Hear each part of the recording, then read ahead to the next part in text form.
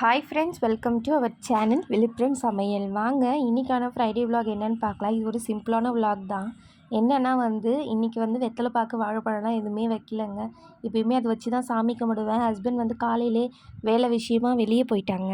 அதனால் போய் வாங்கிட்டு வர முடியல. நானும் பாப்பா வச்சுருக்கிறதால என்னாலையும் கடைக்கு போக முடியாது. அதனால இருக்கிறத வச்சு லைட்டாக பால் கல்கண்டு வச்சு இன்றைக்கி நெய்வேத்தியத்தை வச்சு சாமி கும்பிடலாம். நெக்ஸ்ட்டு அன்னபூரணி வச்சுருக்கேன். அன்னபூரணிக்கு அடியில் பச்சரிசி கொட்டி ஒரு காயின் 5 ரூபி காயின் மேலே அன்னபூரணி வச்சுருக்கேன். அதுக்கு முன்னாடி கண்ணாடி வச்சுருக்கேன். அந்த கண்ணாடியில் அன்னத்தோட பிரதிபலிப்பு இருந்துகிட்டே இருக்கும். நம்ம வீட்டில் இருக்கிற செல்வம் இருந்தால் போதுங்க. அன்னம் தாங்க முக்கியம். கடைசி வரைக்கும் அது நமக்கு கிடைக்கணுன்றதால நான் எப்பயுமே அன்னத்தை தாங்க பிரதிபலிப்பாக வச்சுருக்கேன். அதுக்கப்புறம் 2 விளக்கு கீழே காயின் வச்சுருக்கேன். இது எங்கள் ஊர் மயான கொல்லையில் எனக்கு கொடுத்தாங்க. இது ரொம்ப நல்லதுங்க. இது வேண்டுதலுக்கு நம்ம வேண்டிட்டு அந்த காயினை விளக்கில் போட்டு வச்சு விளக்கு ஏற்றினா ரொம்ப நல்லது. அது அந்த 1 இயரில் கிடைக்கும்னு சொல்லுவாங்க. அதே மாதிரி நானும் வச்சுருக்கேன். இன்றைக்கி சாமி ஃபோட்டோ எல்லாத்துக்குமே பூ வச்சாச்சு. பூ வச்சுட்டு எனக்கு பிடித்த சாய்பாபாவுக்கு பூ வச்சாச்சு. ஏன் எனக்கு பிடித்த சாய்பாபானா 3 வருஷம் கழித்து அவ்வளோ பிரச்சனையை தாண்டி என் உடம்புல அதுக்கப்புறமா 3 வருஷம் கழித்து எனக்கு பாப்பா பிறந்தா. அது 9 வாரம் நான் சாய் பூஜை பண்ணி எனக்கு கிடைச்ச கிஃப்ட்டுங்க.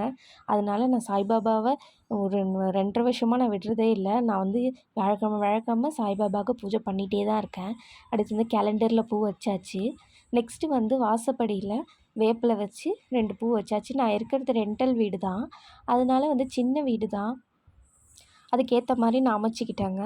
இந்த பூஜை கபோர்டு தாங்க நான் இப்போ சாமி கும்பிட்ற இடம். கற்பூரம் ஏற்றியாச்சு. நெக்ஸ்ட்டு மங்கள்தீப் சாம்பிராணி தாங்க யூஸ் பண்ணுறேன். சின்ன சாம்பிராணி பெருசு தான் வச்சு ஏற்றுவேன். பாப்பா தூங்குறாங்க உள்ள. அதனால் புகை டிஸ்டர்ப் ஆகும்னு சொல்லிவிட்டு நான் சின்னது ஏற்றிக்கிறேன். இன்றைக்கி சாய்பாபாவுக்கு பக்கத்தில் கல்கண்டு வச்சுட்டே இருப்பேன். அவரை என்றைக்குமே நான் பட்டினி போட மாட்டேன். நெக்ஸ்ட்டு இந்த மங்கள்தீப் சென்டட் அகர்பத்தி தான் நான் யூஸ் பண்ணுறேன். நம்ம இருக்கிற இடத்துல பாசிட்டிவிட்டி இருக்கணும்னா அதுக்கு ஒரே காரணம் சுத்தமாக இருக்கணும், அப்புறம் வாசனையாக இருக்கணும். இந்த 2ம் ஒரே இடத்துல இருந்துச்சுன்னா அங்கே கண்டிப்பாக பாசிட்டிவிட்டி இருக்குங்க.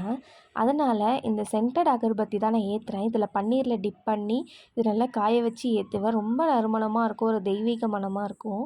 நெக்ஸ்ட்டு நிலைவாசலில் விளக்கு ஏற்றியாச்சுங்க.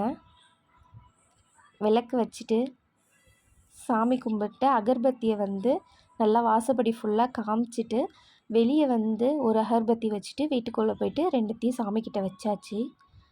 அதுக்கப்புறமா சாம்பிராணி ஏற்றி வீடு ஃபுல்லாக காட்டிட்டு சாமிக்கும் காட்டிட்டு வச்சாச்சு. அதுக்கப்புறம் நான் பூஜை பண்ணிட்டேன்.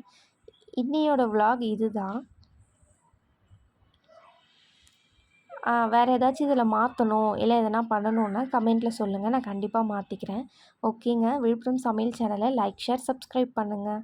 Thank you friends.